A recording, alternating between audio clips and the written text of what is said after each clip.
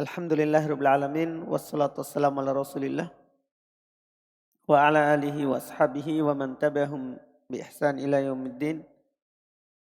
Amma ba'd. Alhamdulillah kita lanjut lagi majelis kitab At-Tajwid Al-Muyassar. Kita masih di pembahasan sifat huruf, insyaallah. Kita sisa sedikit lagi, sisa 2 sifat tambahan yang kita belum ambil di pertemuan yang kemarin. Bismillah, walhamdulillah, wassalatu wassalamu ala rasulillah wa ala alihi wa man walah. أما بعد، فكما وعدنا بالأمس أننا سنكمل إن شاء الله اليوم، نكمل باب الصفات، ثم ستكون معنا إن شاء الله أسئلة نراجع معا باب الصفات من أوله إلى آخر ما أخذنا. قال المؤلف حفظه الله: تتمة لباب الصفات. مر معنا الصفات اللازمة التي لها ضد والتي لا ضد لها. الآن عندنا تتمة لهذا الباب. قال: زاد كثير من الأئمة صفتين أخريين من الصفات اللازمة. إذا ما سنأخذ الآن صفة لازمة بمعنى لا تنفك عن الحرف، التي لا ضد لها، وهي تلحق القسم الأخير التي لا ضد لها. قال: التي لا ضد لها على الصفات السبع التي تقدم الكلام عليها. معنى القلقلة، قبلها الصفير، ثم اللين، التفشي، الاستطالة، التكرير، الانحراف، هذا يلحقها. ما هاتان الصفتان؟ قال: وهما الخفاء والغنة. إذن معنا صفتان لم نأخذهما قبل: الخفاء والغنة. في الكلام عن الغنة مر معنا شيء من ذلك في باب المخارج: وغنة مخرجها الخيشوم. لكن ننظر الخفاء. قال: أما الخفاء فمعناه لغة الاستتار. خفي استتر، اختفى استتر. واصطلاحا: خفاء الصوت عند النطق بالحرف. خفاء الصوت عند النطق بالحرف. وللخفاء 4 أحرف، وهي حروف المد 3 والهاء. وسبب خفاء أحرف المد سعة مخرجها. ولخفاء أحرف المد يجب بيانها قبل الهمزة بتطويل مدها. وأما خفاء الهاء فلاجتماع صفات الضعف فيها، ولخفائها يجب بيانها بتقوية صوتها. إذن صفة الخفاء، نعود إلى التعريف: خفاء الصوت عند النطق بالحرف. ليس معنى الخفاء هنا ذهاب الصوت بالكلية، لا، ليس هذا مقصودا، وإنما أصوات هذه الحروف أضعف من غيرها، أخفى من غيرها. ما هذه الأحرف؟ حروف المد 3: الألف والواو والياء. الواو الساكن المضم ما قبلها، والياء الساكن المكسور ما قبلها. هذه الأحرف مع الهاء تتصف بصفة الخفاء. لماذا وصفت حروف المد بالخفاء؟ قال: سعة مخرجها، لسعة مخرجها. حروف المد مخرجها مقدر كما مر، تنتهي بانتهاء الهواء، ليس لحروف المد حيز تعتمد عليه أو تنتهي إليه، وإنما تنتهي بانتهاء الهواء، فهي أوسع الحروف مخرجا. قال: ولخفاء أحرف المد يجب بيانها قبل الهمزة بتطويل مدها. إذا المد الواجب في نحو كلمة مثلا يتساءلون، حرف مد وهو الألف، وقع بعده ماذا؟ همزة. يقول: لخفاء أحرف المد يجب أن نقوي عفوا يجب بيانها قبل الهمزة. وكيف يكون هذا البيان؟ بتطويل مدها. فلذا هذا المد يمد إما 4 وسيأتي معنا أو 5. هذا مذهب حفص رحمه الله. يتساءلون. لماذا هذا المد؟ قال لأن حرف المد خفي ضعيف، وقع بعده همز، فلا بد من تطويل مده حتى لا يذهب بالكلية. هذا معنى كلامه. وأما خفاء الهاء فلاجتماع صفات الضعف فيها. إذا الهاء حرف اجتمعت فيه صفات الضعف، وسيأتي معنا إن شاء الله هذا الكلام اليوم، صفات الضعف، صفات القوة. فالخلاصة أن الهاء اجتمعت فيها صفات الضعف، فلذا خفيت. طيب كيف نتعامل مع خفاء الهاء أحرف المد؟ عرفنا كيف نتعامل مع خفائها، بتطويل مدها إن وليها همز.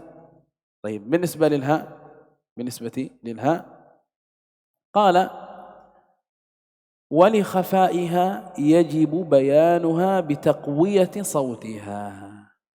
إذن هكذا نتعامل مع خفاء الهاء، بتقوية صوتها.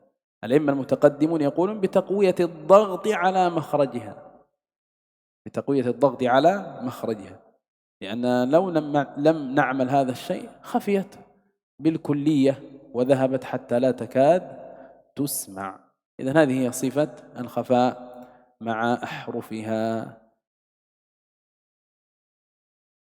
Baik, sebagaimana yang kami janjikan kemarin, kata beliau, pada hari ini kita akan menyelesaikan pembahasan sifat huruf, sekaligus di akhir pembahasan kita akan merojaah, kita akan mengulang. Yaitu kata beliau tatimmah, penyempurna dari pembahasan yang telah lewat. Kebanyakan dari para a'immah, para ulama, menambah 2 sifat yang lain dari sifat lazimah. Sifat lazimah yaitu sifat yang tidak akan pernah lepas dari huruf. Yang la diddalaha ala sifati sab' allati taqaddama al-kalam 'alaiha. Yaitu mereka menambahkan 2 sifat lagi di atas sifat yang tidak punya lawan. Di atas sifat yang tidak punya lawan, yaitu 7 sifat yang telah lewat. Yaitu sifat istitolah, tafashi, takrir, inhiraf, lin, qalqalah, dan as-safir. Ditambah dari 7 sifat itu 2 sifat yang lain lagi. Ya, termasuk sifat lazimah, sifat yang tidak akan pernah hilang dari huruf. Yang keduanya adalah al-khafa wal gunnah. Tambahan dari 7 sifat itu, dari 7 sifat itu adalah sifat al-khafa dan gunnah. Jadi nanti jumlahnya dengan tambahan ini berarti ada 9 sifat dari sifat yang tidak memiliki lawan. Iya, adapun al-khafa, sifat yang pertama yang ditambah adalah sifat al-khafa, maknahu al-istitar, yang tertutup. Iya, ini makna sifat al-khafa secara bahasa. Adapun secara istilah adalah khafa'us saut. Dia adalah tersembunyinya, tersamarkannya suara ketika mengucapkan huruf. Ya, tersembunyinya, tersamarkannya suara ketika mengucapkan huruf. Dan yang dimaksud dengan huruf ini maksudnya adalah 4 huruf. Karena sifat khafa ini adalah tempatnya 4 huruf dari huruf yang kita pelajari, yaitu huruf mat yang 3.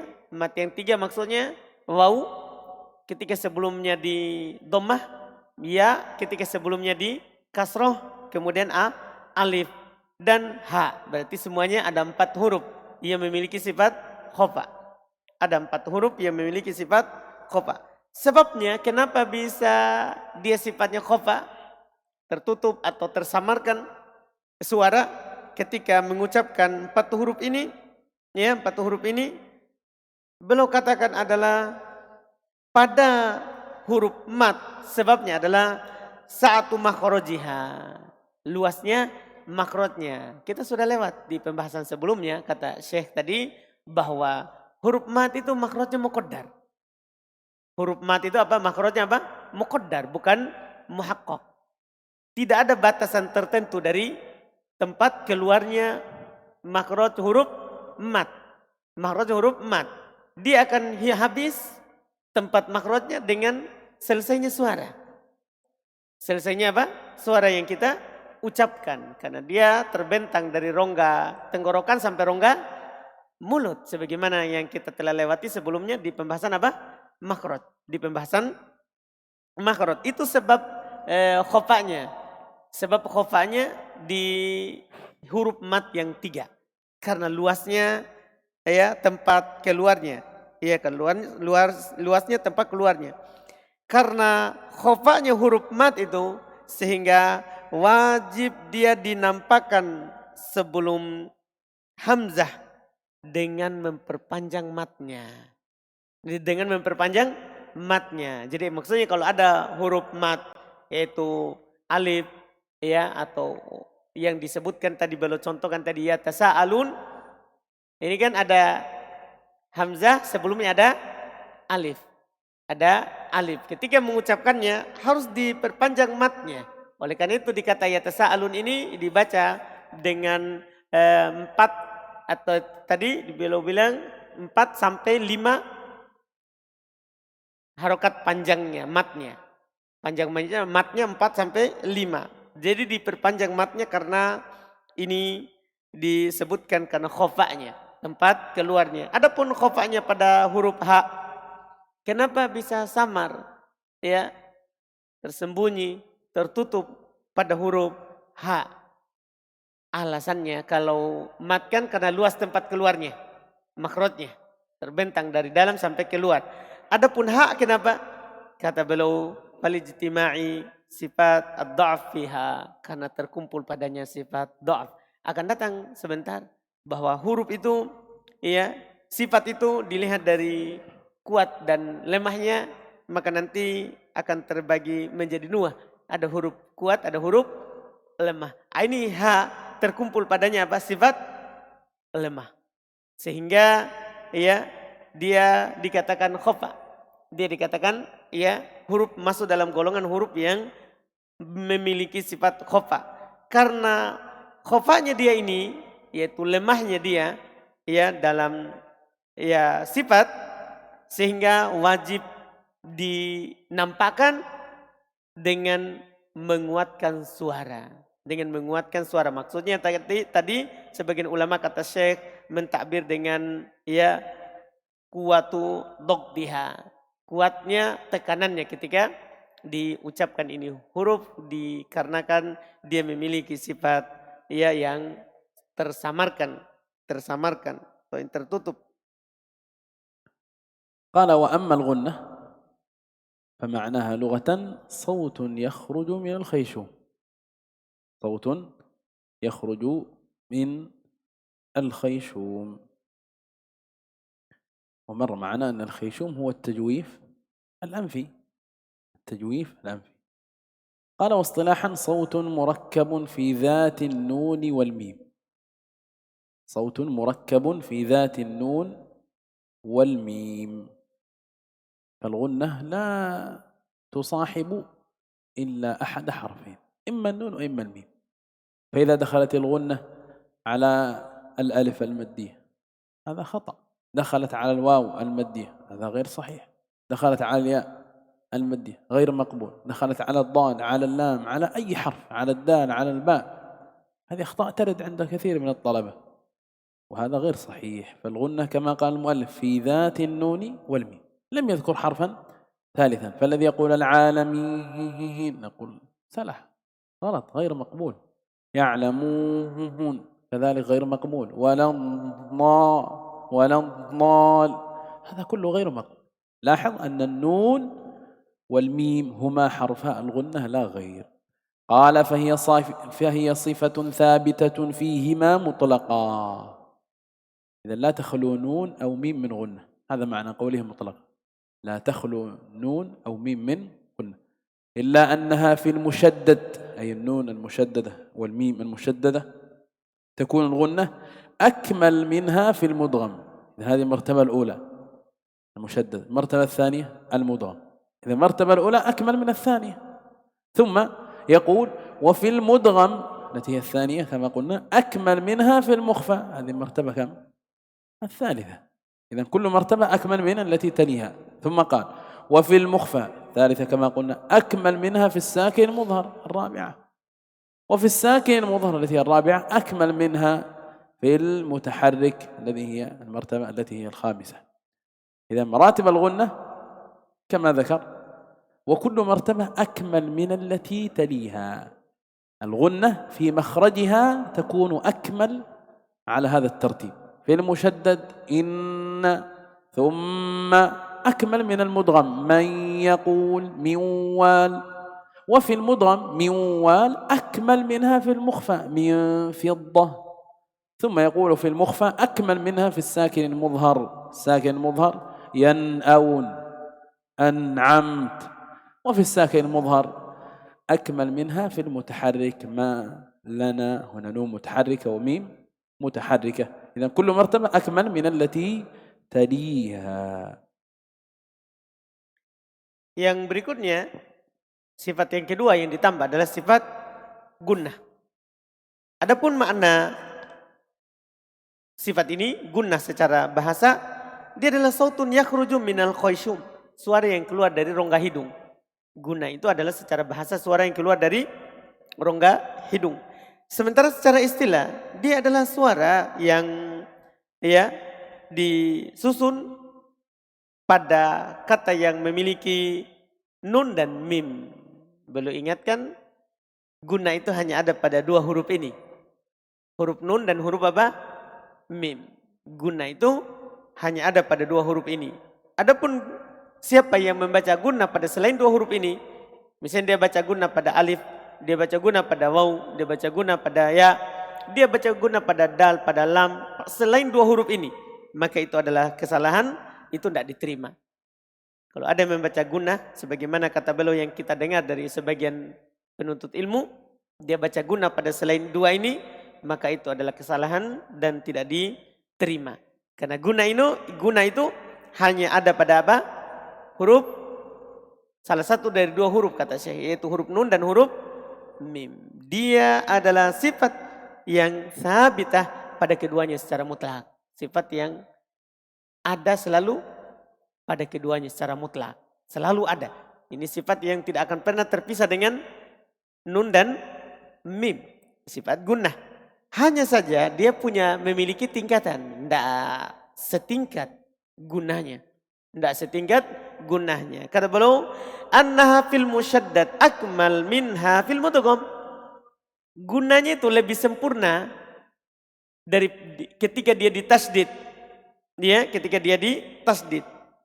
Iya, itu lebih sempurna.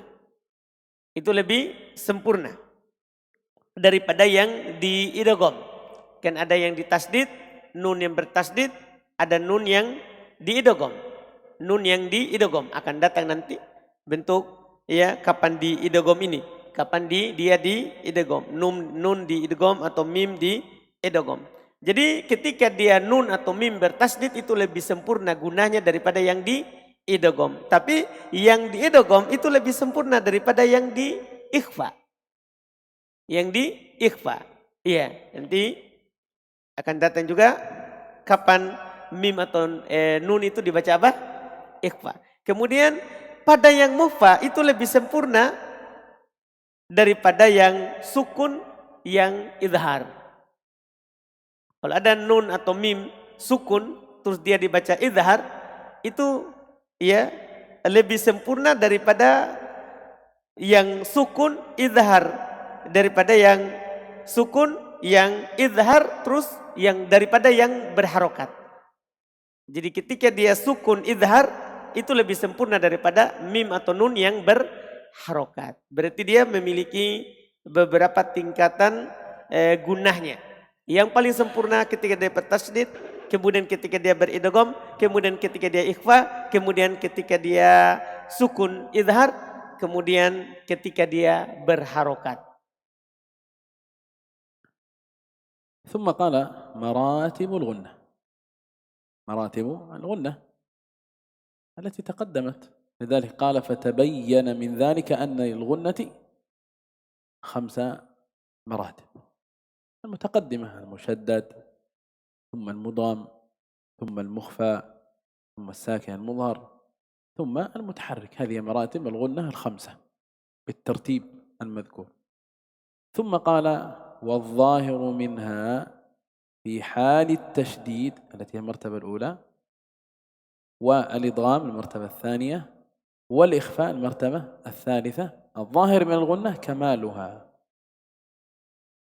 إذن الغنة من حيث الزمن معنا زمن كمال،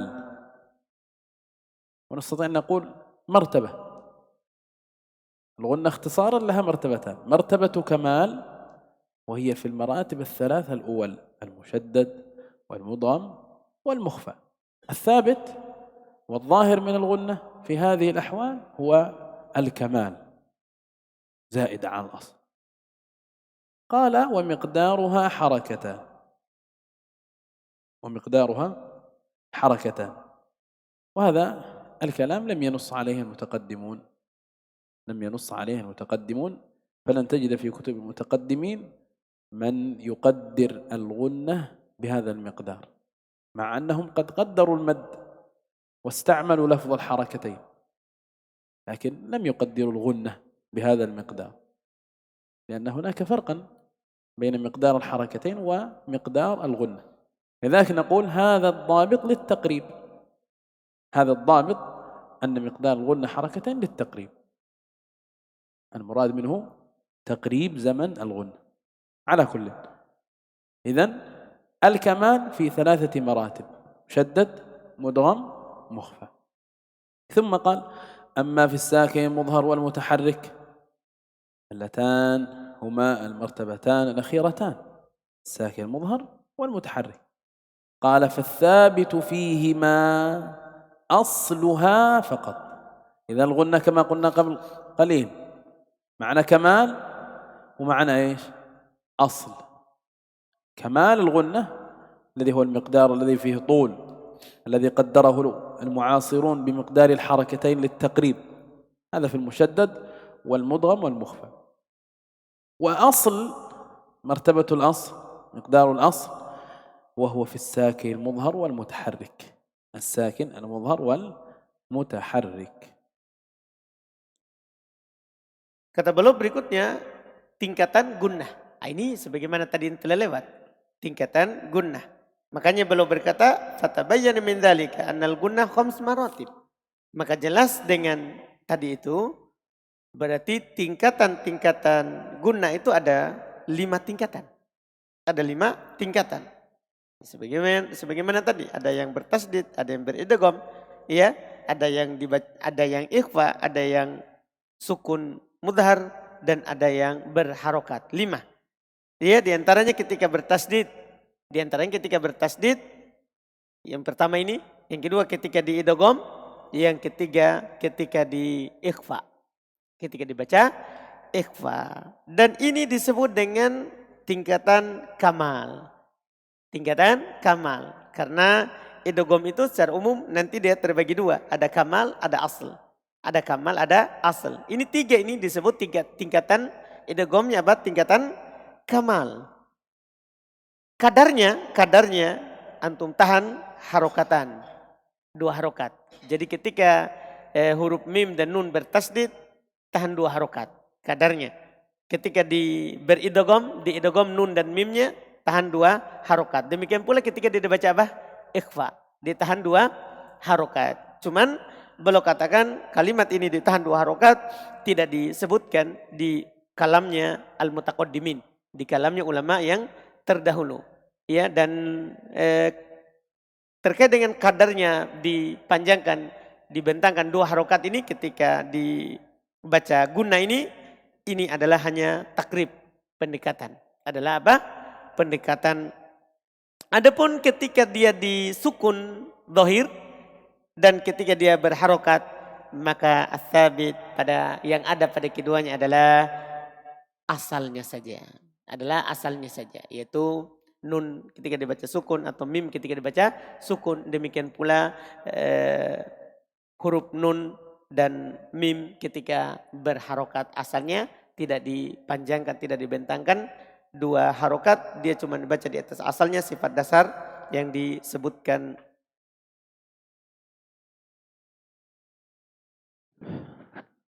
نكون بهذا قد انتهينا من هاتين الصفتين، الصفتان اللذان وضعهما المؤلف تحت قوله تتمة. ثم قال ومما تقدم يعلم أن أي حرف من حروف الهجاء لا بد أن يتصف ب5 صفات من الصفات التي لها ضد. أي حرف لا بد أن يأخذ 5 من الصفات المتضادة. وأما غير المتضادة فتارة يتصف بصفة واحدة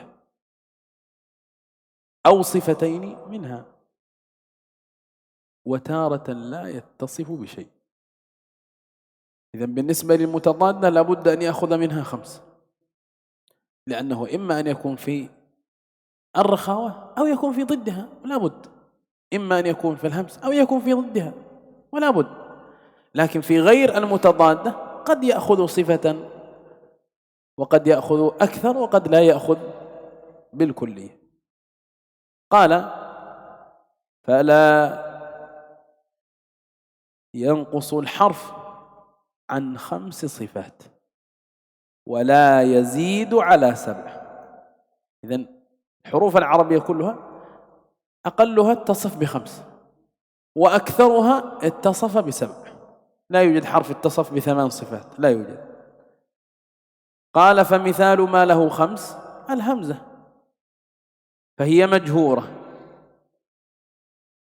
شديدة مستفلة منفتحة مصمتة، هذه 5. ومثال ما له 6 القاف، فهي مجهورة شديدة مستعلية منفتحة مصمتة، هذه من الصفات ايش؟ المتضادة. ويضاف إلى هذه 5 صفة القلقلة السادسة، وهي من الصفات التي لا ضد لها، فيصير للقاف 6 صفات. ومثال ما له 7 صفات الراء، فهي مجهورة بينية مستفلة منفتحة مذلقة.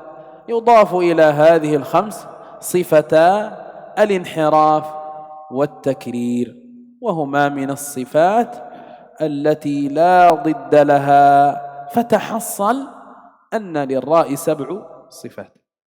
إذن الراء هو أكثر الحروف صفات، هو أكثر الحروف صفات لأنه اتصف ب7 ولا يتعدى الحرف أي حرف من حروف الهجاء هذا العدد 7 صفات.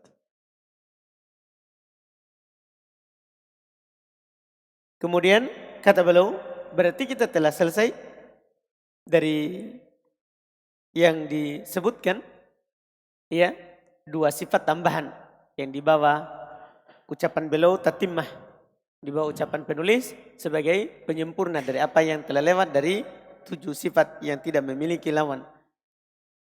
Kata beliau berikutnya, wa mimma taqaddama, dari apa yang telah lewat tadi diketahui bahwa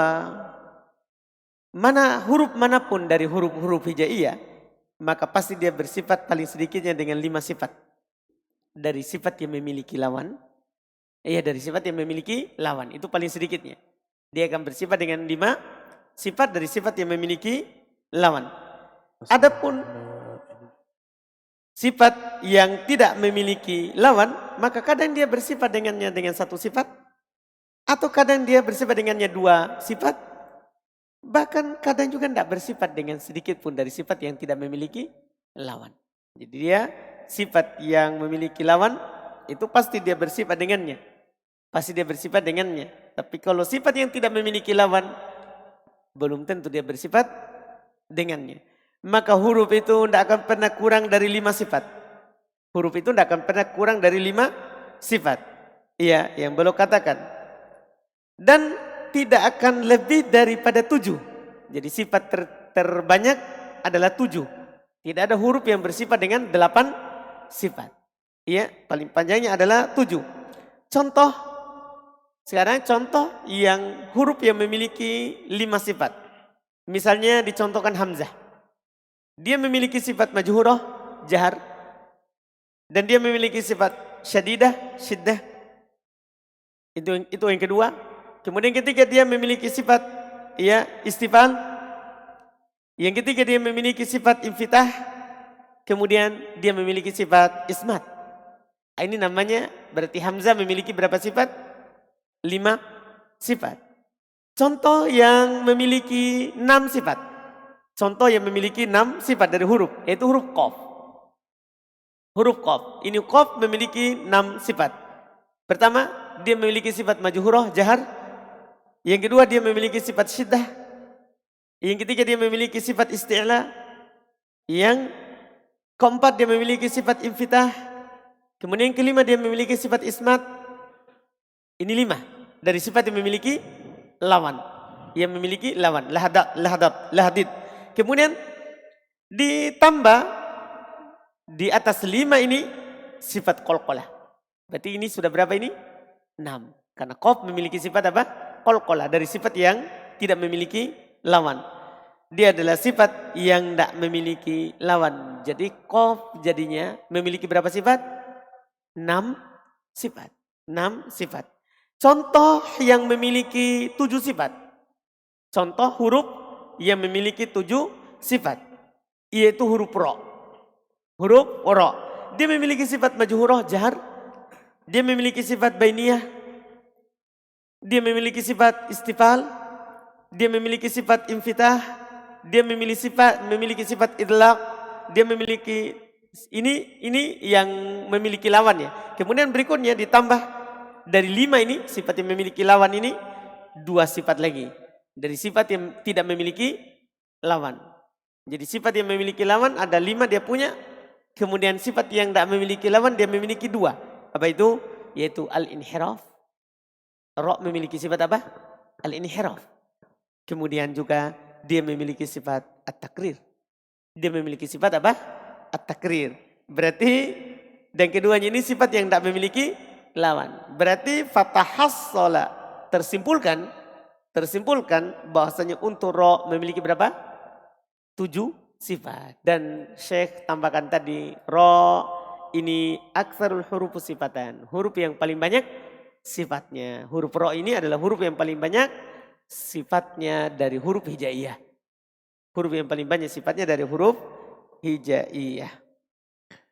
ثم قال ولا يخفى بعد هذا التوضيح طريقة استخراج صفات كل حرف من الحروف.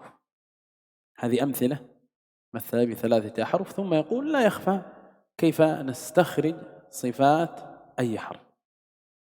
والسبيل في هذا الأمر في كيفية استخراج صفات الحرف هو أن تأخذ الحرف الذي تريد أن تتعرف على صفاته فتبحث عنه أولا في الهمس لأنها أول صفة درسناها، فتبحث عنه في حروف الهمس بحثه شخص سكت، إن وجدته في هذه الأحرف وإلا فهو في صفة الضد. إن لم يكن مهموسا لا بد أن يكون مجهورا، لا يوجد وسط، إما أن يكون مهموس وإما أن يكون مجهورا. ثم تبحث عنه بعد ذلك في الصفة التي تليها وهي صفة الشدة، تبحث عنه في حروف الشدة في أجد قط بكت، إن وجدته وإلا فابحث عنه في حروف لن عمر بينية توسط، فإن وجدته فهو متصف بالرخاوة ولا بد، إما أن يكون شديدا أو متوسطا أو رخوا.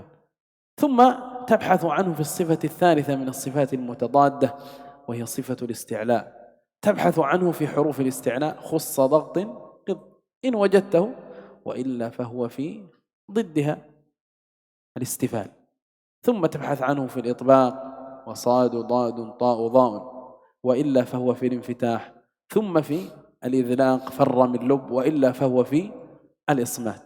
هكذا ستستخرج له إلى الآن 5 صفات ولا بد وكلها متضادة، ثم تنتقل إلى الصفات غير المتضادة فتبحث عنه أولا في الصفير، صفيرها صاد وزاي سين، ثم تبحث عنه قلقلة قطب جد أحد هذه الخمسة، ثم تبحث عنه في اللين، ثم تبحث عنه في التفشي، ثم الانحراف، ثم التكرير، ثم الاستطالة، ثم تبحث عنه في الخفاء أو الغنة ما أخذناه قبل قليل. هكذا نستخرج صفات أي حرف، وسنتدرب على ذلك بعد قليل إن شاء الله. Kemudian kata beliau, wala yakfa ba'da hadzal tawdih, berarti tidak samar lagi setelah penjelasan tadi itu, karena tadi 3 contoh. Dicontohkan 3 huruf cara mengeluarkan sifatnya.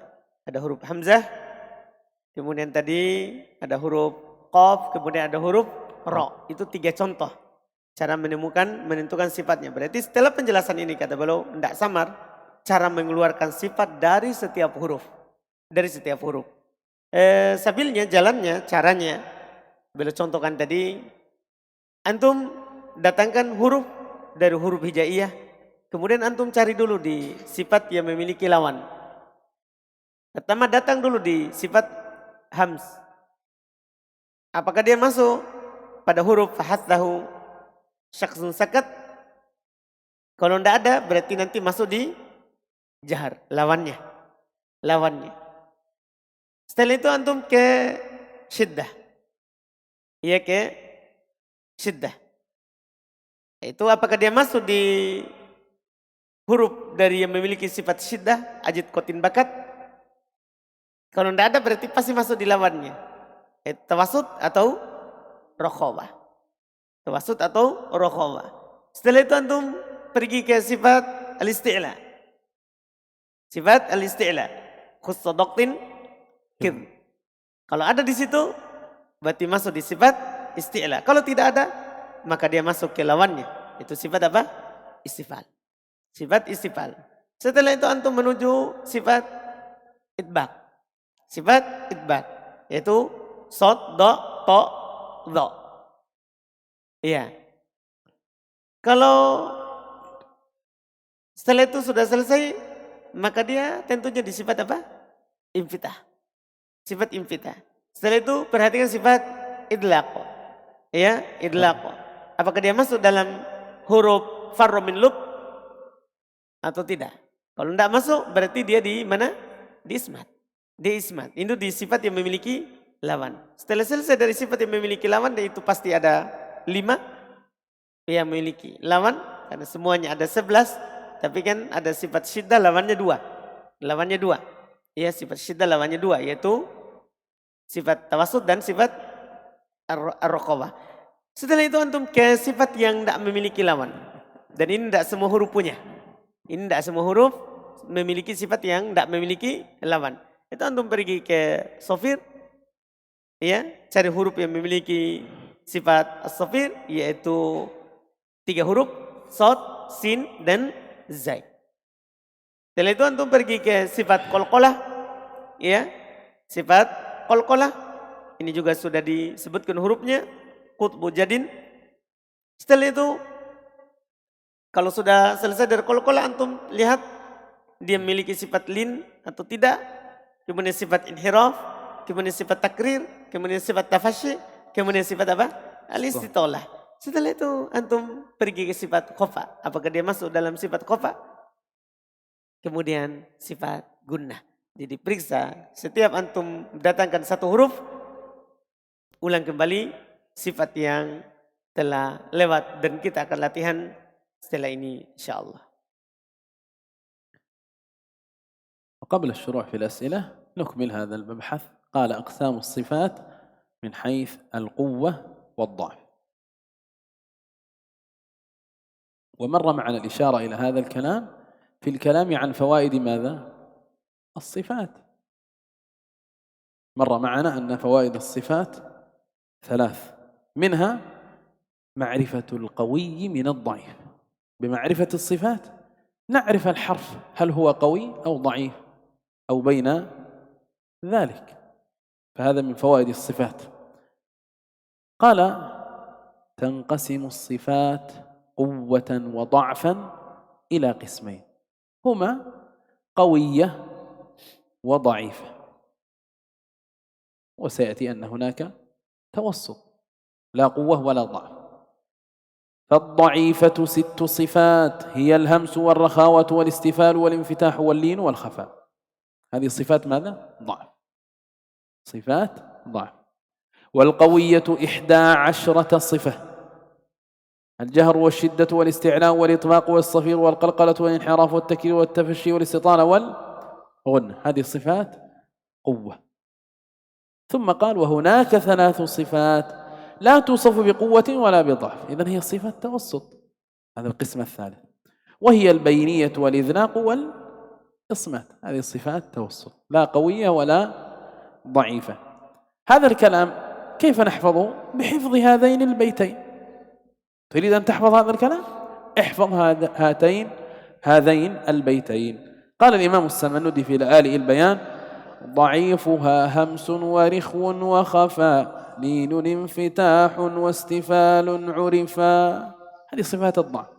ضعيفها همس ورخو رخاوة، وخفاء الخفاء، لين اللين، انفتاح الانفتاح، واستفال الاستفال عرفا. ثم قال: وما سواها أي سوى ما تقدم وصفه بالقوة. ما سوى ما تقدم صفات قوة، واستثنى للذلق والإصمات والبينية، فهي صفات توسط كما قلنا. إذن صفات الضعف 6، ما سوى هذه الصفات قوة، إلا 3 صفات هي صفات توسط. Kemudian sebelum kita masuk latihan melihat sifat-sifat setiap huruf, kita baca dulu ini pembahasan terakhir, yaitu aqsamus sifat min haitsul quwwa wad dha'f. Pembagian sifat dilihat dari kuat dan lemahnya. Sifat dilihat dari kuat dan lemahnya terbagi menjadi 2. Ada sifat huruf yang qawiyah dan ada huruf yang sifatnya apa? Dhaifah. Sifat yang dari sifat-sifat yang telah lewat, dari sifat huruf yang dhaif ada 6. Dari sifat-sifat yang telah lewat kita bahas itu, dia terbagi 2. Ada sifat lemah, ini ada 6 sifat. Itu al-hams, rakhawah, istifal, infitah, lin, khafa. Ini digolongkan dalam sifat apa? Ad-dhaifah. Digolongkan dalam sifat ad-dhaifah. Sementara yang qawiyah, huruf yang memiliki sifat kuat, itu ada 11. Jadi lebih banyak daripada yang lemah. Lebih banyak. Ya, ada 11. Yaitu al-jahr, syiddah, isti'la, litbaq, safir, qalqalah, inhiraf, takrir, tafashi, istitalah, gunnah. Ini 11 sifat kuwah. Dan ini mengetahui sifat kuat dan sifat lemah ini termasuk dalam faedah membahas sifat huruf. Dan di sana kata beliau ada 3 sifat yang tidak dikatakan dia kuat, tidak pula dikatakan apa? Lemah. Itu at-tawasut, pertengahan. Ada huruf, ada sifat yang memiliki sifat apa?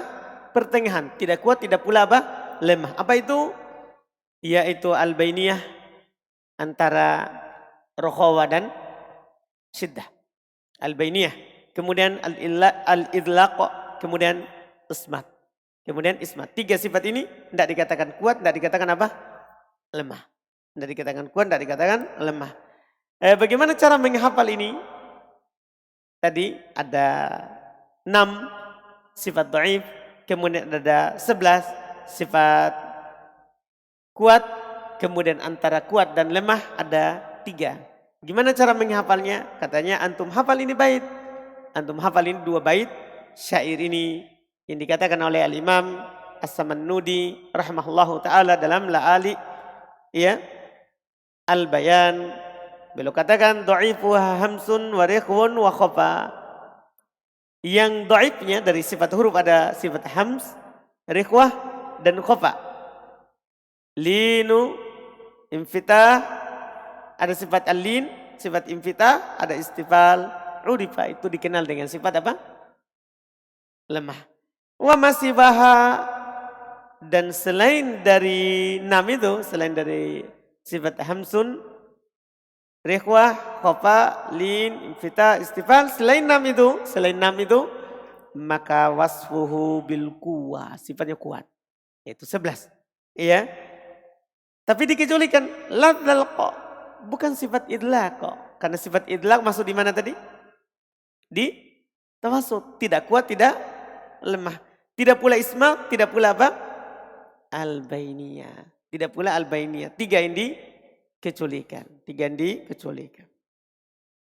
ثم قال واعلم أن الحرف، إذا الآن سنتحدث عن الحرف من هذه الحيثية، هل هو قوي أو ضعيف، أقوى أضعف متوسط. تحدثنا عن الصفات من حيث هذا التقسيم ولا نتحدث عن الحرف. قال واعلم أن الحرف إذا كانت صفات القوة فيه أكثر من صفات الضعف كان قويا. إذا ننظر صفات أحد الحروف، الهمزة مثلا متصف ب5 صفات. صفات القوة من الهمزة ما هي؟ شدة قوة، الجهر كذلك قوة، إذن صفتان قويتان. أما الاستفال والانفتاح والإصمات، استفال والانفتاح ضعف، الاستفاء والإصمات توسط. إذا الهمز ليس حرفا قويا، بمعنى لم يغلب عليه صفات ايش؟ القوة، توسط.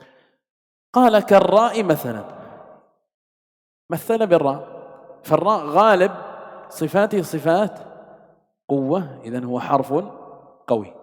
وإذا كانت صفاته كلها قوية كان أقوى، وأقوى الحروف كلها الطاء، لا يوجد غيره اجتمعت فيه صفات القوة، هو حرف وحيد، الطاء الحرف الوحيد الذي اجتمعت فيه صفات القوة. وإذا كانت صفات الضعف فيه أكثر كان ضعيفا. نظرنا إلى صفاته وجدنا أن الأكثر منها ضعيف، كالزاي، الزاي أكثر صفاته صفات ماذا؟ ضعف، فهو حرف ضعيف. وإذا كانت صفاته كلها ضعيفة كان أضعف. وأضعف الحروف الثاء والحاء والفاء والهاء، وأحرف المد الثلاث. إذن الثاء صفاته كلها ضعيفة، والحاء والفاء والهاء. ثم ختم بقوله وإذا كانت صفات القوة فيه متساوية مع صفات الضعف كان متوسطا كاللام مثلا. إذن هذا تقسيم الحروف من حيث القوة والضعف. قال السمنودي في كتابه التحفة السمنودية قوي أحرف الهجاء ضاد با قاف جيم دال ضا را صاد، هذه الحروف حروف قوية. والطاء أقوى الحروف كما مر. والضعيف سين ذال وزاي تا وعين شين، كذاك حرف اللين خاء كافها والمد مع فحثه أضعفها. حرف المد مع الفاء والحاء والثاء والهاء أضعف الحروف. والوسط همز غين مع لام أتت والميم والنون فخمسا قسمت، أي أن الأحرف من حيث القوة والضعف تقسم إلى 5 أقسام. معنى قوي وأقوى 2، وضعيف وأضعف، وبينهما متوسط، فصارت 5 أقسام.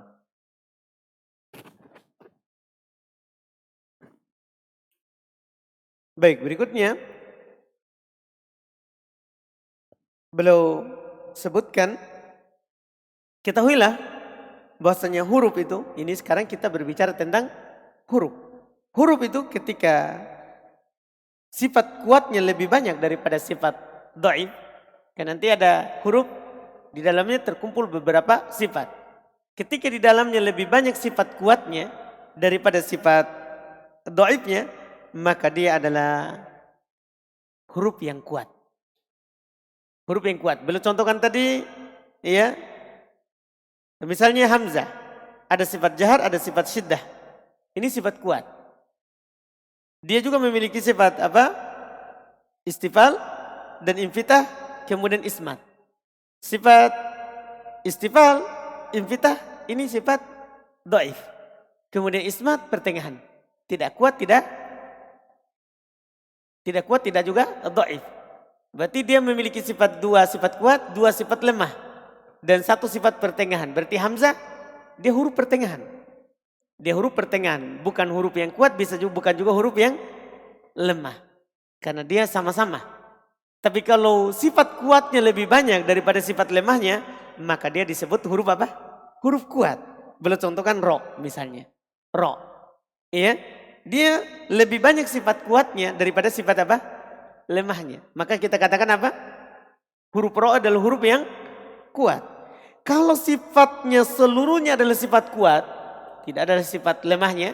Tadi yang sifat-sifat yang sudah dibagi tadi, semua huruf ini sifatnya adalah masuk sifat kuat. Maka kana aqwa.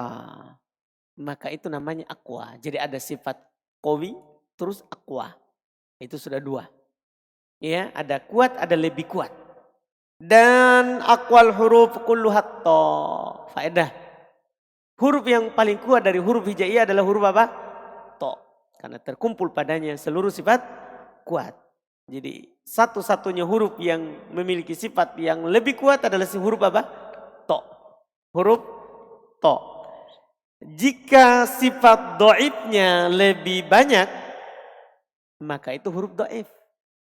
Terkumpul padanya sifat, ada sifat kuat, ada sifat lemah. Tapi yang lebih banyak sifat apa? Lemahnya. Maka itu huruf apa? Huruf lemah. Kalau ada sifat kuat tapi ada lebih banyak sifat lemahnya, maka itu huruf lemah. Dhaif, seperti zai. Tapi kalau sifatnya seluruhnya sifat lemah, tidak ada sifat kuat sama sekali, maka ad'af. Berarti sekarang kita memiliki dua lagi. Ada dhaif dan ada ad'af. Tadi ada qawi, aqwa. Sekarang dhaif, ad'af. Berarti sudah 4.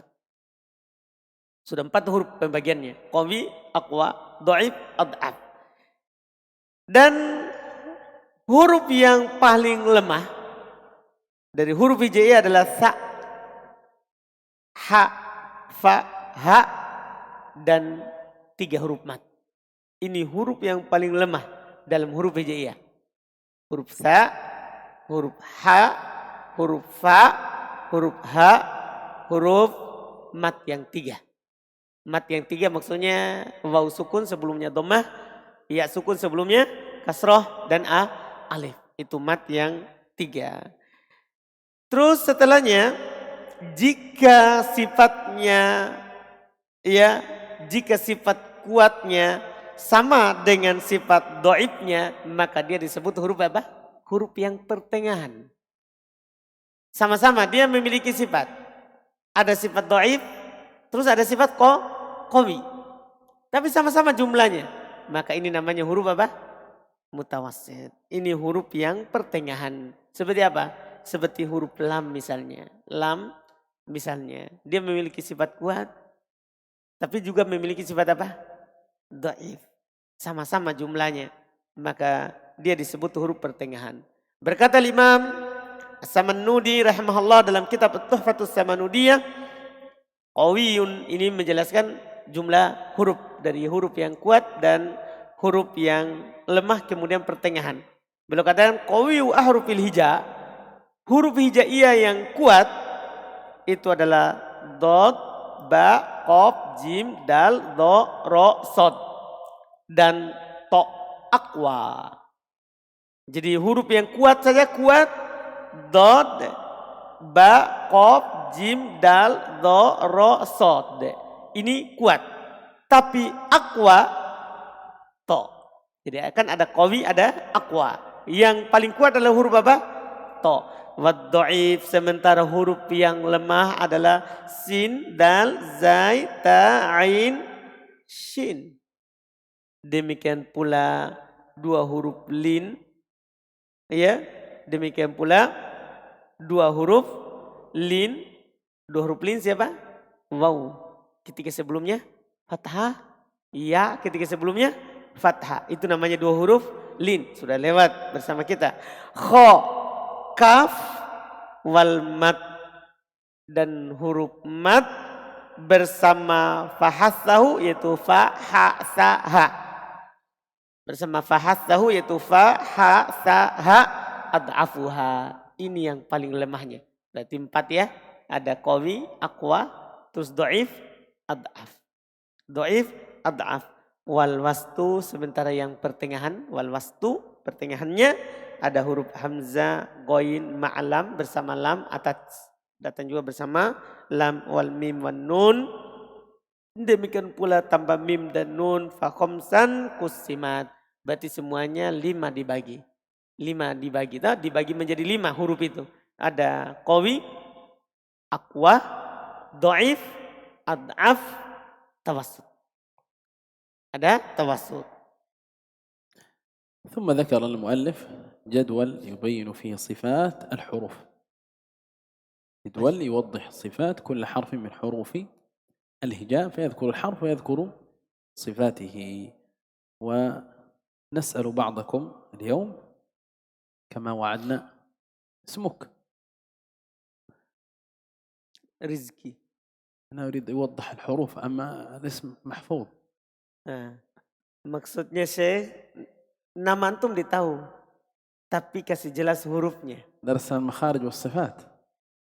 إذن يا رزقي استخرج لنا صفات الراء إن شاء الله. سريع أنت ستو.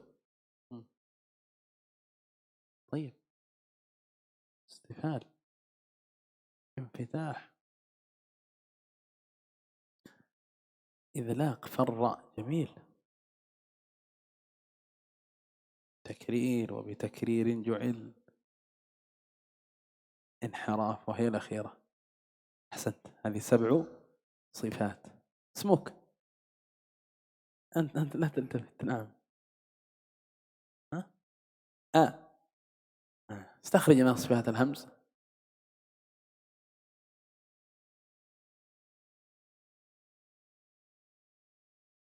همس ما في همزة محموسة تكون تصبح همز حرف مجهور. 1 ستوها أو ساتو. سريعة.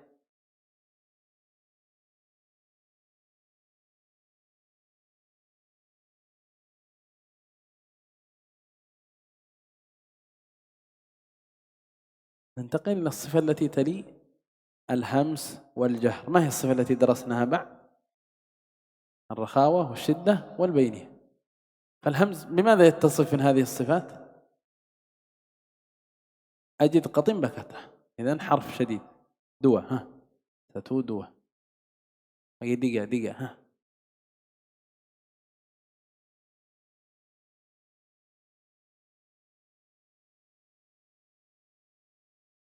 ما هي الصفة التي تلي الشدة والرخاوة والبينية؟ صفة ماذا؟ استعلاء ولا؟ أخذ الاستعلاء والاستفال. فالهمزة تتصف بالاستعلاء والاستفال؟ الاستفال. ستو دوا دقة أنبت. الانفتاح ما شاء الله. كلمة واختم بها. الإصمات. أنت ما شاء الله ما شاء الله. ذاك تفضل. لا تلتفت. عبد الله. استخرج لنا. سنغالطك، أنت حضرت يمكن صفات العين. الباء. من عندك؟ الولد هذا. كده. الباء. اسمه عبد الله. اسمك namanya? محمد علي. إذا استخرج صفات الميم. ميم. Karena Muhammad huruf pertama dari nama.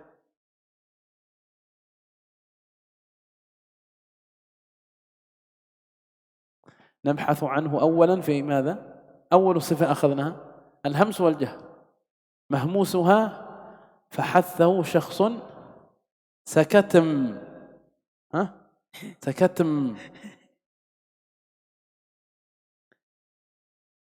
Ada di hams همس أو جهر. Lawannya.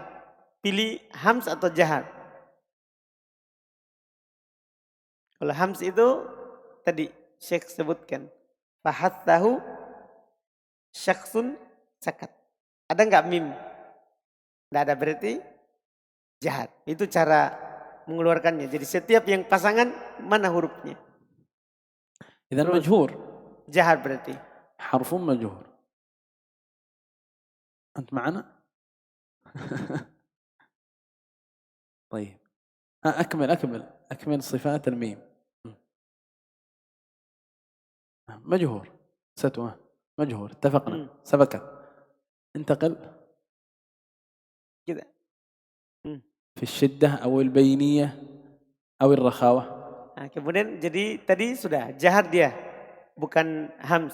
Sekarang apakah dia syiddah atau bainiyah atau rokhawah? Ini mim. Kalau syiddah hafal hurufnya. Terus jahar bainiyah hafal hurufnya. Kemudian rokhawah hafal hurufnya. Rokhawah selain bainiyah dan selain syiddah. إذا بحثنا عنه أولا في الهمس والجهر، عرفنا أنه مجهور. طيب نبحث عنه في الشدة والتوسط والرخاوة. هل هو من حروف أجد قطم بكت بكتم؟ ها؟ Yaitu apakah dia huruf ajid kotin bakat dari sifat syiddah? Enggak. tidak. هل هو من حروف لن عمر؟ Apakah dia ada dari huruf lin umar? Ini mim. إذن حرف توسط. Berarti توسط. نبحث عنه الآن في الاستعلاء وضده الاستفال. Nah sekarang kita cari di istilah sama istifal. Mana mim? استعلاء خص ضغط قضم. هل هو منها؟ خص ضغط قضم. istifal. أحسنت مستفيد. نبحث عنه في الإطباق والانفتاح. هل هو في الإطباق أو الانفتاح؟ وصاد. Apakah dia di itbaq atau di infitah? Itbaq maksudnya 4 huruf. Sod, dot, to, do. Infitah. انفتاح. نبحث عنه في الإذلاق والإسمات. وفر من لبي. الحروف المذلقة. الحروف المذلقة. حروف المذلقة. Apakah dia idlaq atau ismat? Idlaq. Mim. فر من لب. المذلقة. مذلقة. Berarti pas المذلقة. مذلقة.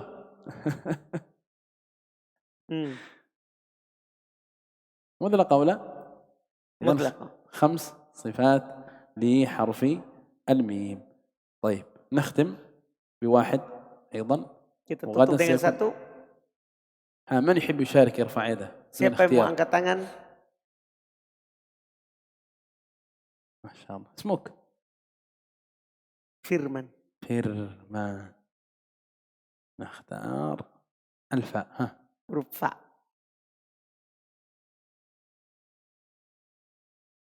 همس. طبعا الميم نسينا له الغنة هكذا ولا؟ الغنة. أيوة. الغنة أيضا من الصفات التي لا ضد لها. جميل. إذن الفاء حرف ماذا؟ همس. مهموس. جميل. منطق. دوا في الشدة أو التوسط أو الرخاوة. Pakai syiddah, tawassut atau rokhawah? Pak. أجد قطن بكتف. Tidak ada. Syiddah itu hurufnya ajid kotin bakat. A, ja, jim, dal, kof, to, rokhawah. أحسنت. منطق. دقيقة. هل هو في الاستعلاء أو الاستفال؟ Apakah dia istilah atau istifal? الاستعلاء خص ضغط قذف. استفال. إذن الاستفال. جميل. هل هو في الإطباق أو الانفتاح؟ Apa itbaq atau infitah? Itbaq 4 huruf. Sod, do, to, do.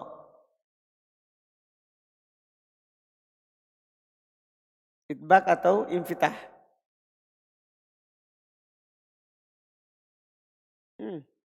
وصاد ضاد ضاء طاء فاء مطبقة. Terpaksa ditambah syairnya sama Syekh. Karena hanya ada 4. Kita tambah fa, berarti 5. حروف الإطباق 4. Huruf itbaq ada 4 saja. لكن عندك صارت 5. Berarti menurut antum berarti jadi 5. Ini tambahan min ulama tajwid Indonesia. إذن حرف ماذا؟ منفتح. Dia huruf ما infitah. دام أنه ليس مطبق لابد أن يكون في ضده. يعني الصفات هذه المتضادة مثل الليل والنهار.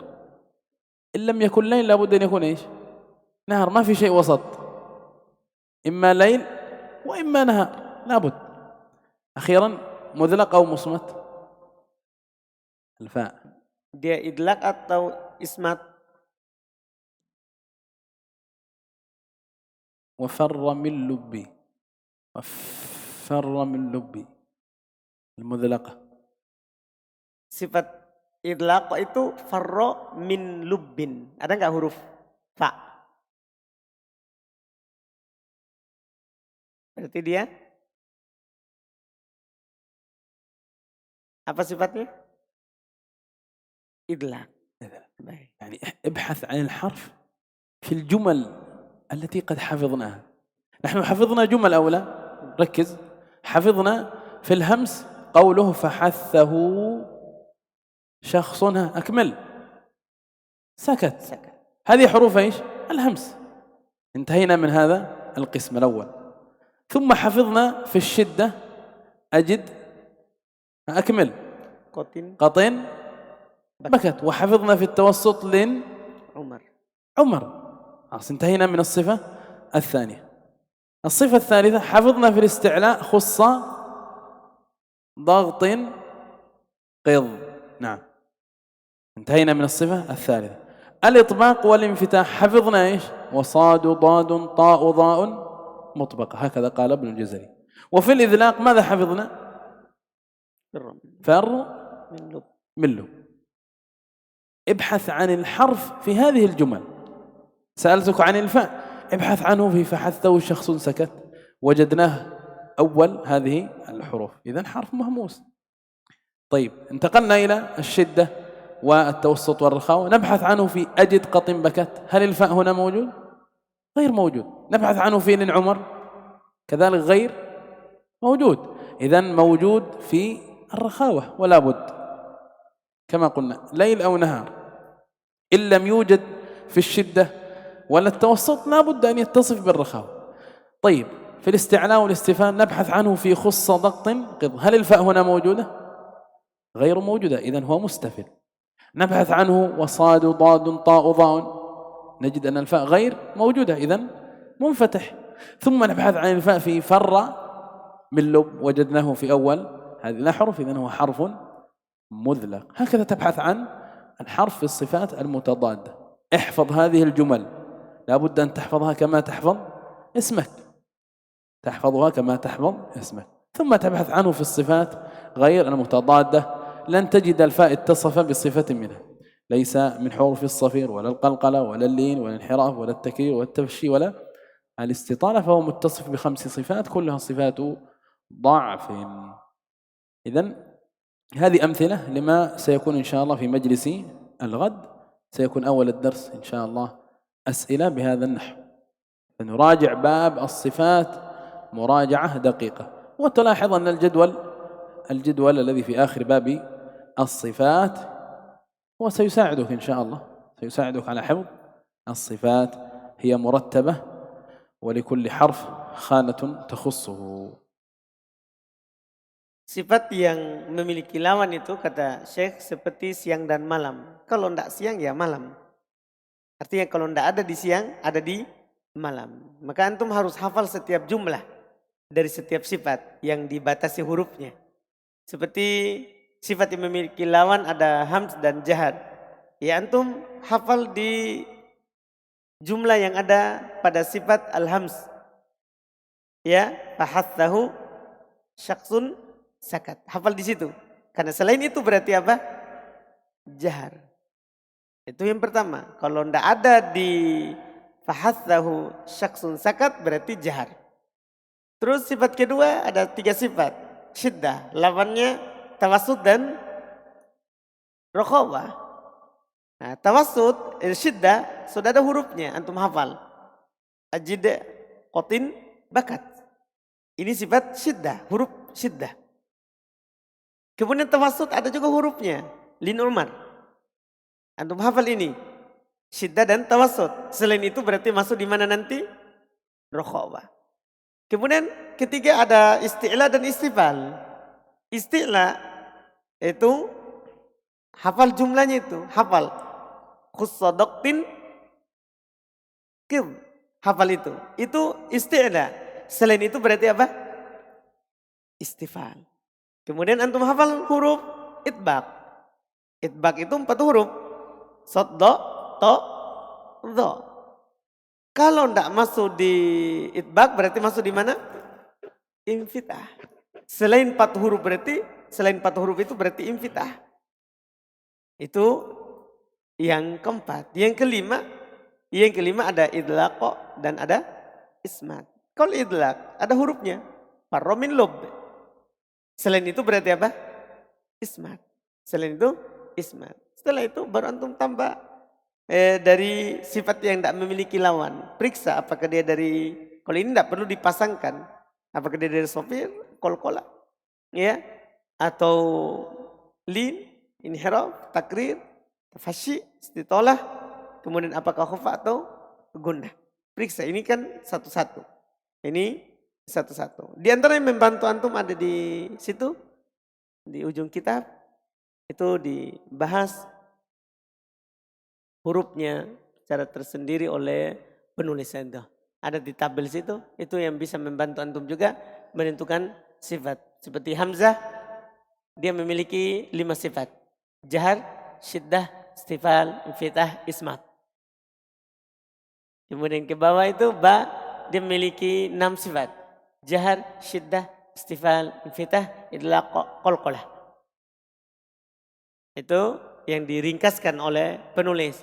Jadi ini semua huruf ada di akhir pembahasan sifat. Yang ada bukunya, bisa dilihat yang beruntung.